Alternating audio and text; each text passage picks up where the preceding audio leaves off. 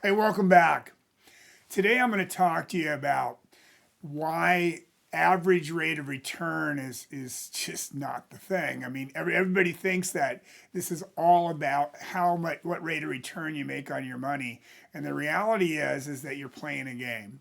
You see, you're over here and you're playing what's called the accumulation game. You're going up and down and up and down, and the market's doing all this crazy stuff. But as you move into my world, which is preservation and distribution, it's all about income. It always was about income, but now it becomes all about income. But let's first get into why average rate of return is actually a lie. So now if I made you a guarantee, I'm going to give you a guarantee of an average rate of return of 25% every year for the next 4 years. Would you want to do business with me? Now, of course, you'd say that's too good to be true, but let's just say I could guarantee you an average rate of return of 25%. Of course you'd want to do business with me. You'd be a fool not to. So let me just show you what happens here. Let's say in the first year I take your $100,000 and I make 100%. And the second year I lose 50%. The third year I make 100%. The fourth year I lose 50%. And so you can see here that I have two positive 100s, two negative 50s. If I add those up, I come up with a positive 100. I divide by 4, and my average rate of return was 25%. Now, folks, I didn't even put any fees in here. I didn't put any taxes. I just put in what the average rate of return was. And as you can see, you end up with the exact same amount of money you started with. Now, suddenly, average rate of return doesn't make a lot of sense. But what we need to understand is that this is all about something more important than that, and it's called sequence of returns. So let's take a look here. Let's use the S&P 500 here, and we go over here, and we can see that over time, the annual return on the S&P 500, starting all the way back here to 1936 at its inception, was plus 27, minus 38. You can see year after year after year, there's pluses and minuses and et cetera, going throughout this process. Now, if we were to take a hard look at what actually happened over time and what the average rates of return were, you could see that here, the actual return that they reported was 8.38, but the actual return was 6.9. Now, what if we start putting fees in here? Well, I know you don't pay any fees. Well, that's a bunch of baloney. Everybody pays fees. They just may not be aware of the fees that they pay inside of their brokerage accounts. So let's just make that fee as simple as 1%. So we can see here that over that time, that suddenly now it's 5.89%. And folks, I haven't even begun to factor in taxes. So I want to go forward here and I want to show you why sequence of returns really makes a difference.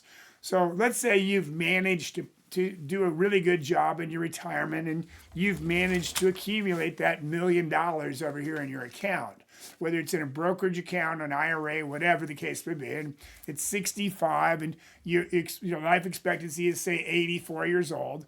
And you use the simplest of all rules. And the simplest of all rules is if you asked any brokerage house what rate of return that you can withdraw from your account at and not run out of money, they will tell you that the number is 4%. And they'll tell you that if you use 4%, you have an 85% chance of not running out of money.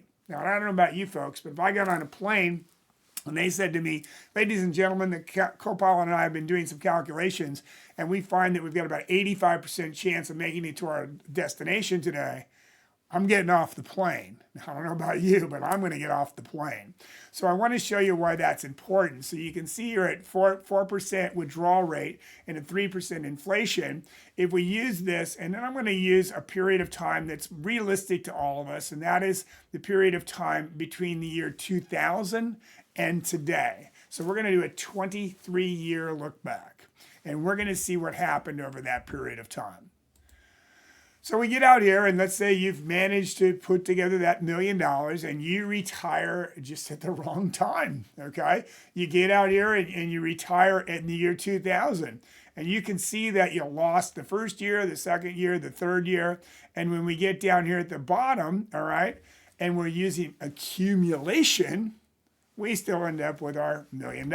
So we started back here and we're accumulating our money out over that period of time, and we end up with $1 million. Now, if I shuffle those rates of return, you can see here that over that period of time, I still end up with $1 million. I just changed the order in which the losses happen. So let's take a look at that on a graph over here. This is what actually happened, the yellow line. And the green line over here is if I change the sequence of returns. But if you can just check and see here that I will just keep ending up in the exact same spot, regardless of what the sequence of returns are. So that being said, let's take a look at how that works once we get to the distribution years. So in the distribution years, the game has changed a lot. So we had our $1 million here, and we went out here, we took out $40,000 per year. All right, our average rate of return over this entire period of time was 5.6%. And we're over here at 10, minus 13. And lo and behold, by the time we're down here at 82, we actually ran out of money. So let's take a look at this on a graph. We can see here that at 82, we've gone flat, we've run out of money. But let's shuffle those numbers now. Let's shuffle the sequence of return.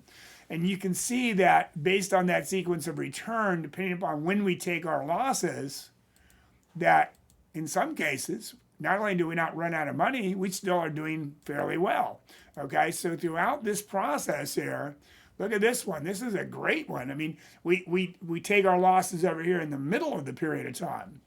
So what I can tell you is that the reality of the matter is the worst time to lose money is the 5 years before you retire and the 5 years after you retire. How are you doing this? How do you think your retirement stacks up? What are you doing to make sure that you're able to live the lifestyle you've become accustomed to, adjusted for taxes and inflation out beyond yours and your spouse's life expectancy, and then pass your money on in the most tax-favored way possible? Now, folks, we have lots of solutions to that, but what we believe it's more important to avoid the losses than it is to pick the winners, because we understand that it's really all about income. And one of the most powerful tools you can use for income, believe it or not, is actually an annuity, despite everything you hear all the time. But remember, everything you hear all the time is that, your average rate of return is Y and 4% rule works and all this other stuff. But is it really true? And are you really willing to bank your life on it? You see, it isn't a question of whether the market's going to go down in your retirement. It's a question of how many times. So please take the time to subscribe to our YouTube channel.